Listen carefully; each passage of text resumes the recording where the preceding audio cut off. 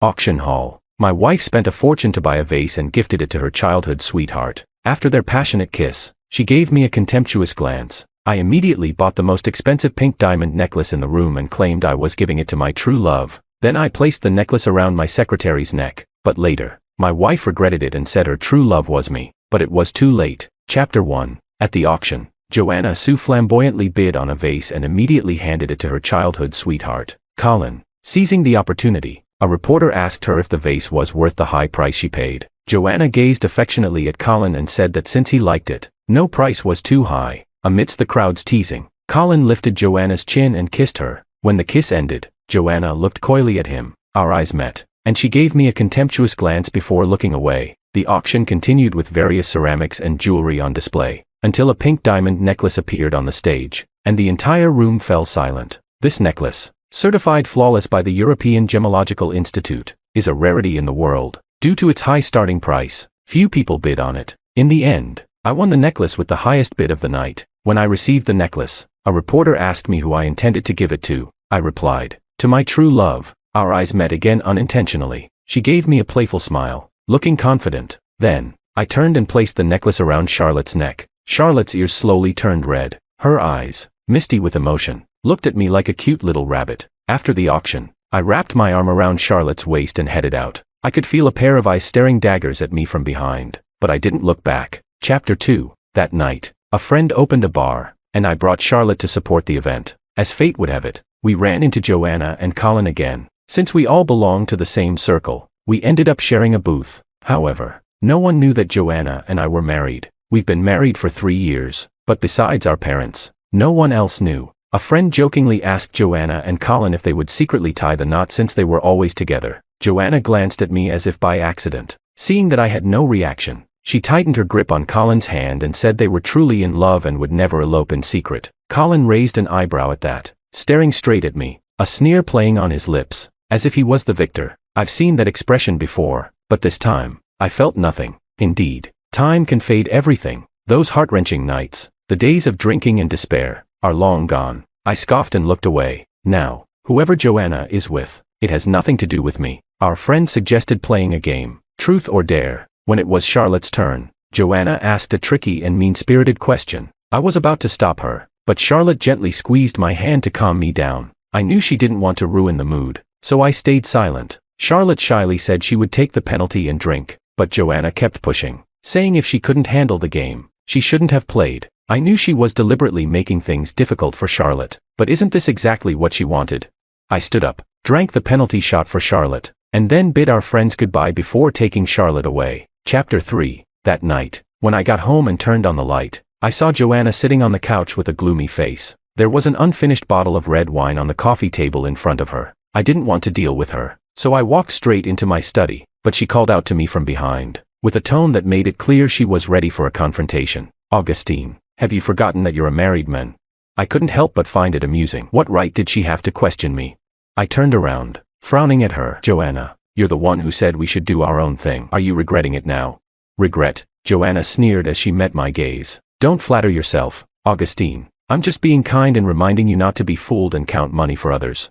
These young girls these days have all kinds of tricks. Don't be deceived by their age. They're quite capable of manipulation. I was speechless, chuckling as I shook my head. You're not a young girl either, and you're quite the expert at deception. With that, I closed the door to my study. Immediately, I heard the sound of glass shattering in the living room. It's always like this, whenever things don't go her way. She makes a huge scene, but I was only doing what she asked, living our own lives without interfering with each other. We are a couple in name only, waiting for her to resolve her family matters before getting divorced. 3 years ago, Joanna and I got married under the arrangement of both our parents. But at that time, Joanna said she wasn't ready for marriage and wanted to keep it a secret for now. I didn't think much of it, assuming she just wasn't used to her new identity. After we got married, she was very clingy, coming home right after work every day. A young lady who had never lifted a finger to do housework even started cooking soup for me. She showered me with sweet words every day and was uninhibited in bed. I loved her deeply. Until our second wedding anniversary, I had prepared 999 red roses at home, hoping to surprise her. I even bought the villa on the hillside that she had always liked. But in the end, what I received was a video and a few photos. In the video, her eyes were hazy, her voice seductive. The man above her asked who she loved most, and she said it was Colin. The conversation repeated over and over, and my heart shattered into a million pieces. Chapter 4. I knew the video and photos were sent by Colin. It was as if I suddenly woke up, realizing that all of this had been foreshadowed. She never let me touch her phone. She had a locked diary in her study, and she traveled to the UK for business every month. Colin was in the UK, and I had always known that, but I chose to trust Joanna. Yet she had been deceiving me all along. It wasn't until the 999 roses had withered, their petals fallen, that Joanna finally returned. I confronted her with the video. She didn't feel guilty when she saw it. Instead, she seemed relieved to be found out. I completely lost my mind, turning into someone else entirely. I went from accusing her to begging her, from calmly discussing things with her to screaming at her in hysteria. I tried everything and exhausted all my strength. In the end, all I got was Joanna's indifferent back as she walked away, saying, "Once I've sorted out my family's affairs, we'll get divorced." At the time, her grandfather was ill and recovering at home. The old man, who had always been decisive and strong, had stepped down from the company, leading to some internal strife. Joanna's father was far less capable than her grandfather, but because of my marriage to Joanna Sue, he had more confidence to fight the other shareholders for power, so she couldn't divorce me, whether for the sake of her grandfather or for the benefit of the family. At that time, my heart was full of resentment, and I wanted to tell everyone that the Bai family would no longer provide financial support to the Sue family, making Joanna regret it. But I couldn't do that. The old man's health couldn't handle the shock. Sue's grandfather and mine were comrades in arms. When they were young, he injured his left leg while saving my grandfather. Even though he had the means to seek treatment from top doctors worldwide, he still walked with a limp. The old man was a benefactor to our family, and I couldn't break his heart. I took a deep breath, trying not to dwell on these troubling thoughts. Looking up, I saw a photo of Charlotte on my desk. The young girl was smiling brightly. Just looking at her made me feel better. Chapter 5. I met Charlotte at a friend's wedding. I arrived a bit late and didn't want to interrupt the newlyweds' speech, so I took a seat near the entrance. Coincidentally, this table was empty. Just as I sat down, a young woman hurriedly sat beside me. We exchanged glances, and she sheepishly smiled, saying the venue was a bit confusing, and it had taken her a while to find it. There were several weddings being held here today, so it wasn't easy to locate the right one. As it happened, we were the only two people at the table. When the food was served, I didn't have much of an appetite, but she ate with enthusiasm. While eating, she kindly encouraged me to eat too, pointing out which dishes were delicious and which were too salty. When the newlyweds came to toast, her face suddenly turned pale, and she blurted out, "Isn't this Lou's wedding?" Seeing the shocked expressions on my face and the newlyweds, she realized she had walked into the wrong wedding. Everyone laughed it off, but she was visibly shaking. She pulled out 500 yuan from her wallet and asked me to help her give it as a gift to the newlyweds. I chuckled and reassured her that it wasn't necessary, but she looked utterly defeated and said she had eaten so much of their food. Finally, she found a red envelope and placed the money inside. I reminded her to write her name on it. That's when I learned her name was Charlotte. At the time, I didn't think much of it, just that she was incredibly adorable. When I retold the story to the bride and groom, they couldn't stop laughing. A year later, I met Charlotte again when she graduated and came to my company for an interview. She was interviewing for the position of assistant to the CEO's secretary, in other words, my secretary's assistant. I happened to be passing by, and we recognized each other instantly. She greeted me warmly, and I sat down beside her. She thought I was there for an interview as well. I asked her why she was applying for the position. She said it was to fulfill her life's purpose. I laughed and told her to be honest. She giggled and admitted it was because of the high salary and good benefits. She then asked why I was there for the interview, but before I could answer, the interviewer called her name. It wasn't until the final interview that she saw me sitting in the center of the room, looking completely stunned. The HR manager asked her why she was applying for the position. She glanced at me uneasily, then firmly and seriously said it was to fulfill her life's purpose. Her expression was so earnest, like she was applying to join a political party, but her bright red face betrayed her nervousness. I clenched my fists tightly to stop myself from laughing. At that time, I had just confirmed Joanna's infidelity and hadn't laughed so genuinely in a long time. Chapter 6. I did hate Joanna at one point, but now I feel nothing. I knew about her and Colin before we got married. Joanna and Colin's families were neighbors, but compared to Joanna's prestigious Sioux family background, Colin was hardly worth mentioning. He was just the illegitimate son of the Zhao family. It wasn't until junior high that Mr. Zhao brought him back into the family, but Colin had 2 older brothers and a younger sister, all born to Mr. Zhao's legitimate wife, so it was difficult for him to make a name for himself in this circle.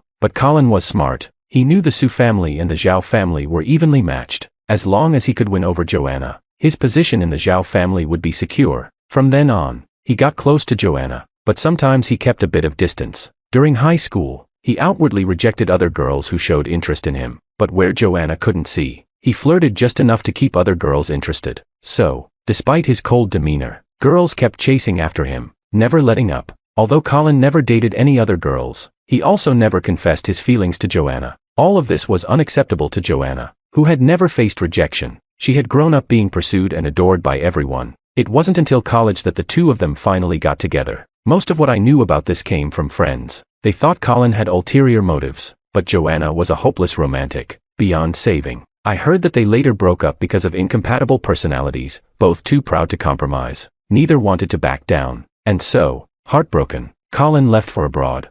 Later, they rekindled their relationship, staying in touch on and off. Some people in our circle knew about it, and if I had cared to investigate, I would have found out much sooner, but I was too trusting of her during our early marriage. Or maybe I just didn't want to think of her as someone so unworthy. After I received the video of Joanna and Colin, I had someone investigate, and that's when I learned the truth. Colin had left the country because his biological mother had introduced him to a socialite far more advantageous than Joanna. The socialite insisted they go abroad together, so he dumped Joanna, but he left himself a way back, making it seem like Joanna still had a place in his heart. It was obvious that his contact with Joanna was just preparation for coming back to fight for his inheritance. I remember when I told Joanna everything, trying to show her Colin's true nature. Her expression went from indifference to mockery. She said she never imagined I could be so despicable as to slander Colin. That look in her eyes, I'll never forget it. But it was that very look that snapped me back to reality. Chapter 7. The next day, Charlotte noticed my dark circles and scolded me gently for not getting enough rest.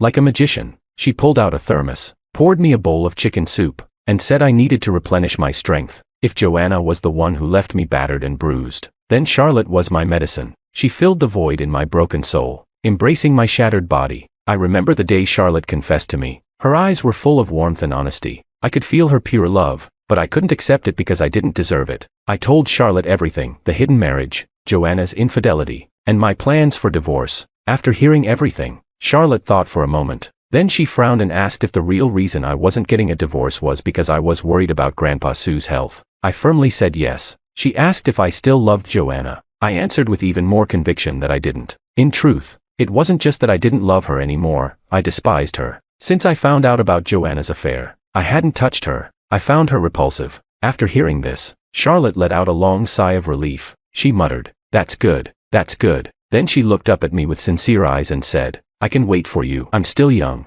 From that moment on, we often had meals together, went to the movies, hiked.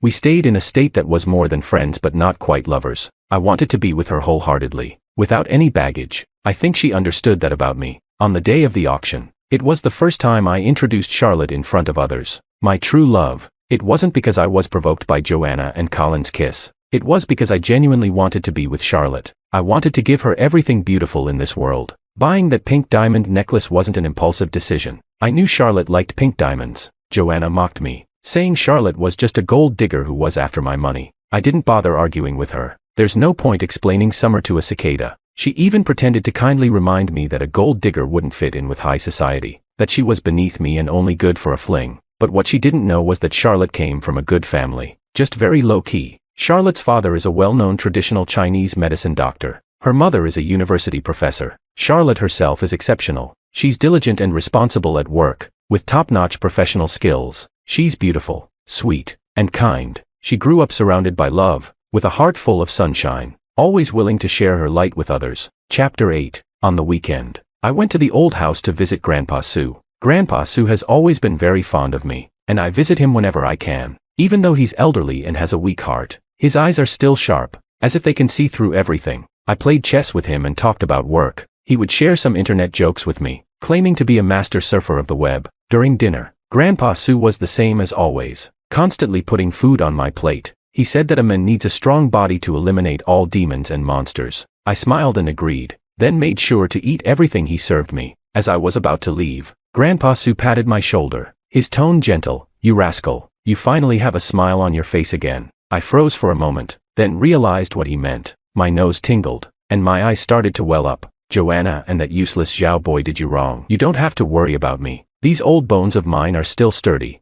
Divorce her. You can't waste your whole life on them. You don't need to care about what her parents think." Grandpa Sue's words were like a weight lifted off my shoulders. When I got married, Grandpa Sue had already warned me that Joanna's parents didn't raise her well and that I shouldn't indulge her blindly. I hadn't completely fallen out with Joanna yet because I didn't want Grandpa Sue to worry. Since the night Joanna and I fought at the bar, she hasn't come home. I knew she was living with Colin. In fact, ever since we had that confrontation, she had hardly spent a night at home. This is also why I haven't moved out. Chapter 9. A month later. It was Joanna's father's birthday. Out of courtesy, I still brought a gift and went to their house. I handed the prepared gift to Mr. Sue and chatted with him for a while. Although Joanna and I hadn't been in contact during this time, news about her and Colin kept finding its way to me. Like a daily report, they were making headlines everywhere. Socialite Joanna and Mr. Zhao passionately kiss on the street. Joanna spends millions on a luxury home just to see Colin smile. All kinds of headlines made Joanna look like a joke. There were even some explicit photos. Although her face was blurred, anyone who knew her could tell it was Joanna.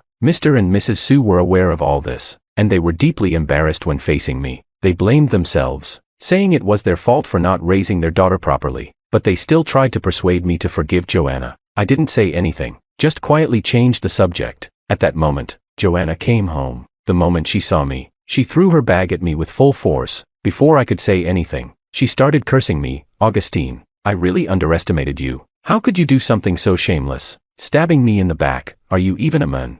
Joanna was convinced that I was behind all the negative reports about her, including the explicit photos. She believed it was all my way of getting revenge on her. Mr. Sue was furious and told her to shut up, insisting that I was a man of integrity and would never do something so underhanded. Even Mrs. Sue tried to calm her down, saying that someone else must have been behind it, but Joanna seemed to have lost all reason, glaring at me with pure hatred. In the end, Mr. Sue, angry beyond measure, called her shameless. She argued that there was nothing wrong with pursuing love. Mr. Sue retorted that Colin was no good and that she should cut ties with him before their father-daughter relationship was completely severed. But she was convinced that I had been bad-mouthing Colin to the Sue family. She pointed at me and unleashed another barrage of insults, calling me petty and deceitful. Heaven knows, I hadn't even mentioned them once. In the end, Mr. Sue was so angry that he slapped her. Joanna grabbed her bag and stormed out. She didn't care about Mr. and Mrs. Sue's feelings at all. I quickly followed her out and called after her. She raised an eyebrow at me. What? Are you trying to reconcile?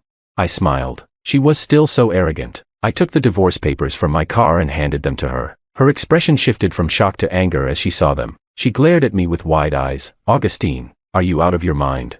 Seeing that I didn't react, her expression changed again. Are you serious? You can't really be thinking of marrying that little girl, can you?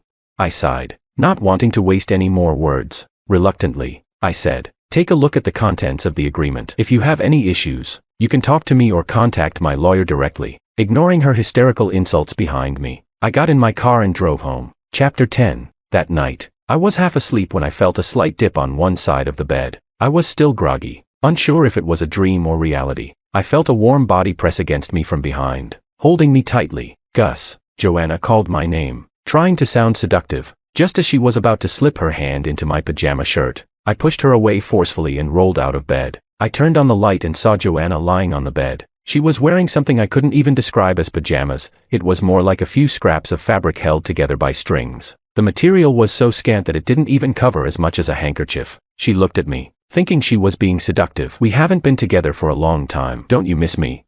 As she spoke, she provocatively exposed her leg. I closed my eyes and let out a deep sigh. She looked exactly like she did in the video Colin sent me. I felt a wave of nausea, a strong urge to vomit. Gus, can that little girl satisfy you? What does she even know?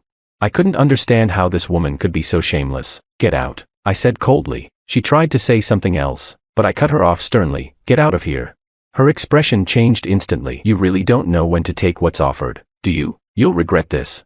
I did regret it, regretted not locking the bedroom door before going to sleep. Joanna stormed downstairs and shattered every dish she could find. The TV, the fridge, nothing was spared. She was panting with rage, sitting on the couch, glaring at me. I looked at her with indifference. Signed the divorce papers as soon as possible. Seeing that she didn't leave, I decided I didn't want to argue with her anymore. I took a quick look around. There was nothing important to take. All my important documents were kept at my parents' old house. I only took Charlotte's photo from my study and left the villa. I looked up at the sky, which was beginning to show the first light of dawn. Finally, the night was over. Chapter 11. When I arrived at Charlotte's place with breakfast, she was still half asleep. She looked like a little puppy that had just been woken up. her hair all fluffed up. When she saw it was me, she immediately jumped into my arms, hugging me tightly. "What are you doing here?" Before I could answer, she exclaimed, "You're burning up." It turned out I had a fever. No wonder I'd felt like my body was weighed down with lead, drifting in and out of consciousness all day. Even though the fever eventually broke, my whole body still ached. Charlotte kept gently massaging me, trying to ease the pain, but I felt bad for making my little princess work so hard. I drifted in and out of sleep, my awareness fading in and out. Every time I opened my eyes, Charlotte was there by my side. She was either massaging my legs, my shoulders, or my temples. I told her to take a break, but she said she wasn't tired. She even joked that this should count as overtime and that she deserved overtime pay. I told her to stay away from me, afraid she might catch my fever. She proudly declared that she was a fairy and fairies don't get sick. If I wasn't so weak at that moment, I would have pulled her into my arms and pinched her cheeks. I thought back to when I first got married, and Joanna had an appendectomy. I took care of her day and night. She constantly complained about the pain and was in a terrible mood. She lashed out at everyone around her, doctors, nurses, and, of course, me. No matter how I tried to comfort her, nothing worked. I finally got her through recovery, only to fall ill myself. When it rains, it pours. Joanna was so engrossed in her phone as she was walking downstairs that she almost tripped. I rushed to catch her and ended up falling down the stairs myself, fracturing my leg. She said she didn't know how to take care of people and left my care entirely to the maid and nurse. I understood. She was a spoiled young lady who had no idea how to care for someone, but I didn't expect her to not visit me at the hospital for days.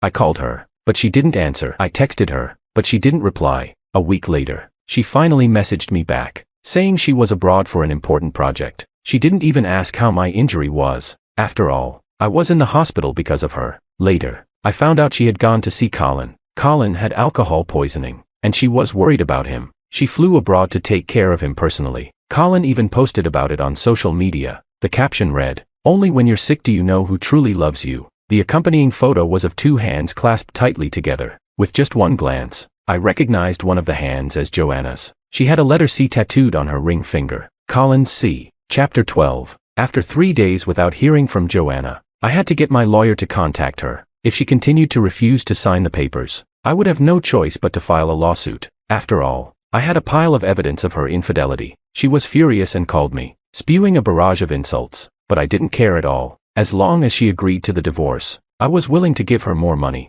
I had no choice but to provoke her. I asked if she refused to divorce me because Colin didn't want to marry her. That must have struck a nerve. This time, she agreed to the divorce and signed the papers. There was a mandatory 1-month cooling-off period. Charlotte placed a countdown board in my office, saying that in 30 days, I would be free. On the day I got the divorce certificate, I finally felt at ease. The suffocating weight I had been carrying was gone. As I walked out of the civil affairs office, I saw Colin waiting outside for Joanna. When he saw me, he deliberately took off his sunglasses and waved at me. He had that smirk on his face, so smug. Scoundrel. I couldn't understand what Joanna saw in him. Now that I was a free man, I took Charlotte on a trip. We went to an island and spent half a month there before returning to the country. My friends filled me in on the latest gossip in our circle. Apparently, Colin's father had distributed the family assets to Colin's 2 brothers. Those 2 brothers were not easy to deal with. Colin's mother was the mistress who had broken up their parents' marriage. When their mother found out about the affair, she was so angry that she ended up in the hospital and even contemplated suicide.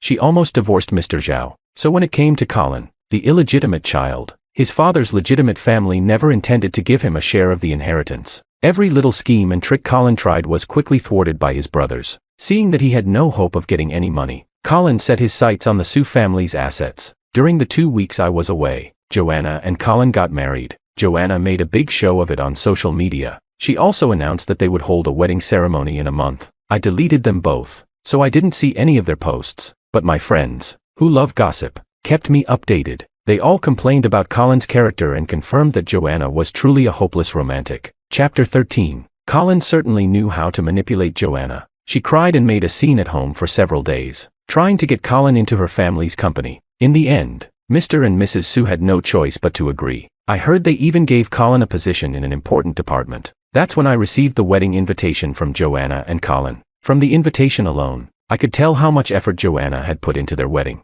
I didn't want to go. It seemed pointless, but my parents urged me to attend, reminding me of the long-standing relationship between our families. So, I decided to go, bringing Charlotte with me. Colin's marriage to Joanna did indeed elevate his status within the Zhao family. The Zhao family and the Su family had some business collaborations as well. Colin's father and his stepmother even attended the wedding. When the wedding began, the bride and groom exchanged heartfelt vows. Listening to their love story almost made me laugh. The wedding host then invited everyone to watch the big screen. It showed their wedding photos and some old pictures. Suddenly, the screen changed. It began showing videos of Colin fooling around with other women. It was utterly disgusting, and it wasn't just one woman. There were several, some of whom I recognized as recently famous internet celebrities. The most recent video was dated just 2 days ago. Charlotte's eyes widened in shock. Her face turned red all the way down to her neck. I quickly covered her eyes. "Don't watch this. It's not for you." What followed was Joanna's screams and curses, turning the entire wedding into chaos. I hurriedly took Charlotte out of the venue. That evening, many friends who attended the wedding shared the aftermath in our group chat. It turned out that after we left, the video on the big screen kept playing. They couldn't turn it off. It just kept running until the end. The highlight was a segment where Colin talked about me. He was speaking with a man in a baseball cap, saying that Joanna was stupid and easy to fool. Colin handed the man a card, instructing him to leak the story about him and Joanna, including a few photos. These were the very photos that caused a scandal, showing Joanna in compromising positions. The man expressed concern that Joanna might trace it back to him. Given the Su family's influence, Colin confidently assured him that Joanna wasn't smart enough for that. He said that as long as he subtly guided her, Joanna would suspect me as the mastermind. He even complained that if it weren't for the Su family's assets, he wouldn't bother with her at all. After that, everyone at the wedding was asked to leave by the Su family. After all, it wasn't something they wanted to publicize. Honestly, when the reporters first exposed Joanna and Colin's affair, I had already suspected it was Colin's doing. Colin wanted to use public opinion to force Joanna and me apart. He knew that the rumors would reach both of our parents, and no one could continue to turn a blind eye, even if only to save face. I couldn't just sit back and do nothing, but I didn't feel the need to explain myself. Chapter 14. I saw Joanna again about half a month later. She was waiting for me in my company's parking lot. When I saw her, it felt like a lifetime had passed since we last met. She stood next to my car, refusing to leave. She tried to get into the car, but I wouldn't let her, so she clung tightly to the side mirror, her eyes red and teary as she looked at me. "Why did you sell our marital home?" she asked, her voice choked with emotion. I was speechless. That house was something I bought before we got married, but just the thought of her living there made me uncomfortable, so I sold it. I looked at her in confusion. "What does it have to do with you?" As soon as I said that, tears started streaming down her face, but I felt nothing. She said she had divorced Colin and had completely cut ties with him. She kept repeating that she knew she was wrong, that she regretted everything. She asked if I could give her another chance. She claimed that she had been deceived by Colin. She said she had thought our marriage was just a business arrangement, but she had realized that she had fallen in love with me long ago. Colin had also lied to her, telling her that I was the one who leaked her explicit photos, causing her to misunderstand me. She said she agreed to the divorce out of anger. She said she now realized that I was the only one who truly cared for her. I laughed. Was there something wrong with her mind? We stood there for 10 minutes, but she still refused to leave. I got out of the car, and her eyes lit up, thinking I had softened. Before she could say anything, I quickly ran to my other car, and before she could catch up, I sped away. In the rearview mirror, I could still see her staring in the direction of my car. After this, I thought she would give up, but to my surprise, she went to my parents' house. She started helping the maid with the chores every day, no longer carrying that arrogant attitude she once had. Eventually, she even knelt on the ground and refused to get up, begging my parents and me for forgiveness. Chapter 15. My parents had no choice but to call me. My mom, seeing how much weight Joanna had lost, began to feel sorry for her. My dad, on the other hand, was not pleased. He told my mom that she was too soft-hearted, and he firmly believed that people's true nature never changes. I told my parents directly that I had a girlfriend, and our relationship was very stable. We were even planning to get married. Only then did my mom give up on the idea of reconciliation. What I didn't expect was that Joanna would go as far as to slit her wrists to see me. Mrs. Su called me, begging me to visit her and talk some sense into her. When Grandpa Su found out, he scolded Mrs. Su, saying that Joanna was just reaping what she had sown. He told me not to go see her and to let her reflect on her own actions. Charlotte urged me to visit Joanna, to put an end to things once and for all. She said I should make it clear. So, I went to the hospital. When Joanna saw me, the tears started flowing again. She tried to hold my hand, but I refused. "Augustine, can't you give me just one more chance? This time, I'll stay by your side, take care of you, okay? Can't you at least give me a chance to pursue you?" After saying that, she broke down, sobbing uncontrollably. Joanna, although we didn't have a strong emotional foundation before we got married, I was completely devoted to you after we tied the knot. She seemed to see a glimmer of hope and grabbed the hem of my shirt. Then we can build that foundation now. I interrupted her. I'm in love with someone now. I love her. And I will love her with all my heart. She deserves it. If it weren't for her urging me, I wouldn't have come to see you. She's very kind. She hopes that after seeing me, you can move on and live well. As I said that, I thought of Charlotte's little encouraging face when she sent me off, and I couldn't help but smile. Then I looked up and saw Joanna's eyes. They were filled with sadness, regret, and finally, emptiness. She murmured, "She really is better than me." The hand that had been gripping my shirt slowly let go. As I left the hospital, the sun was shining brightly outside. Chapter 16. As soon as I looked up, I saw Charlotte waiting for me by the fountain not far away. "Why did you come here? Didn't you say you'd wait for me at home?" I asked, pleasantly surprised. She looked at me with a proud little pout. "I ate too much for breakfast, so I came here to walk it off." I couldn't bear to poke holes in her cute little excuse. Walking off a meal by coming 10 kilometers from home, only she could come up with such an adorable reason. 2 months flew by in the blink of an eye. I proposed to Charlotte. After dinner, we were taking a walk hand in hand. Suddenly, people around us started exclaiming and pointing across the street. On the large screens of the malls opposite us, a message appeared, surrounded by hearts. "Charlotte, marry me." Charlotte stared at the screens, wide-eyed and speechless. At that moment, I got down on one knee and pulled out the ring I had prepared. "Charlotte, will you marry me?"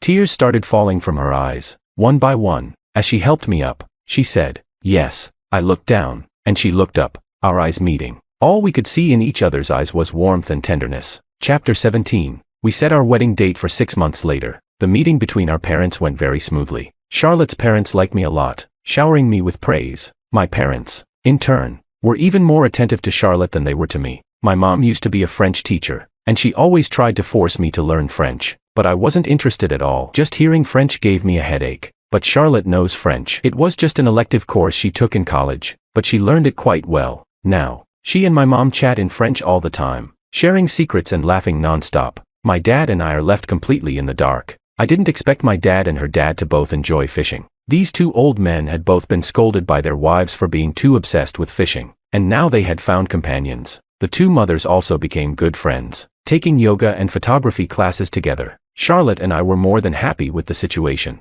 Chapter 18. At a friend's gathering, someone mentioned Colin. They said he was in a really bad spot now. Mr. Zhao was ashamed of him and refused to acknowledge him. Colin was born because his biological mother had him secretly, and Mr. Zhao only found out later. Colin's biological mother then used various methods to force Mr. Zhao to bring Colin back into the family. Colin's stepmother and brothers didn't do anything to him because they didn't care about him. They treated him like a pet, something to keep around but not to worry about. They could keep an eye on him to prevent him from causing any trouble. But now, after the video at the wedding, Colin had completely embarrassed the Zhao family. He had also angered the Su family, who would have loved nothing more than to throw him into the sea to feed the sharks. Everyone at the gathering wondered who was responsible for exposing the video at the wedding. They said it was incredibly satisfying. I knew who it was, Colin's two half-brothers. They had approached me for a partnership, but I declined. Even for the sake of Grandpa Su, I couldn't allow the Su family to be humiliated like that. I heard that recently Colin had been hanging around the circle of wealthy women. He was using flattery and charm to survive. It seems he latched onto a married older woman. The woman's family had money, but her husband wasn't someone to be trifled with. When her husband found out about the affair, he had Colin's manhood destroyed. Now, Colin is the laughingstock of the entire circle. Chapter 19. Before the wedding, I accompanied Charlotte to try on wedding dresses. She pouted and said that trying on wedding dresses was exhausting. She tried on one dress after another. She kept asking me which one looked the best, which one had the most grace, which one was the most unique. I smiled and answered her every question. She held up the hem of her dress and said she was going to try on another one. As she walked away, she muttered that she had to choose carefully because it was the most important day of her life. But what I wanted to say was, "Charlotte, my true love, it doesn't matter which wedding dress you choose as long as you're the bride. It'll be perfect."